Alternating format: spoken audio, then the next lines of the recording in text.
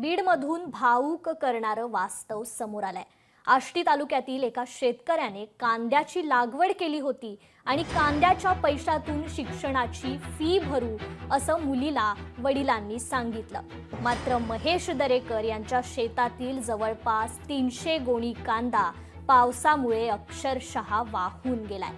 अगदी चिमुकली सुद्धा पावसात कांदे गोळा करतेय।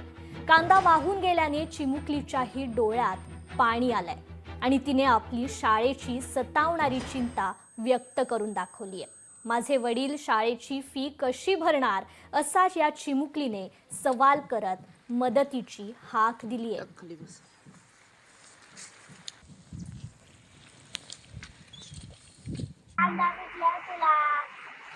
शाळेची फी भरू का? तुला नवी चप्पल घेऊ का? पेपर घेऊ का? आता आमचे कांदे पाऊस कांदे वाहून गेले। साहेब मला आमची तुम्ही मदत करा। कांद्यावर खूप अपेक्षा ठेवलेल्या आम्ही, पण पाऊस असा अवकाळी पाऊस येईन आम्हाला पण नव्हतं माहिती। सगळा शेतातच कांदा होता, शेताच्या बाहेर काढला तरी तो पाण्यातच आहे। आता आम्ही नेमकं पुढचा खर्च कसा करायचा, परत आता उद्याच्याला पेरणी आली जवळ, त्याचं बी कुठून आणणार, काय करणार, सगळं बंद झाल्यासारखे झालेत आम्हाला रस्ते। आमचा सगळा कांदा अक्षरशः आमची 5 महिन्याची मेहनत सगळी पाण्यामध्ये आहे।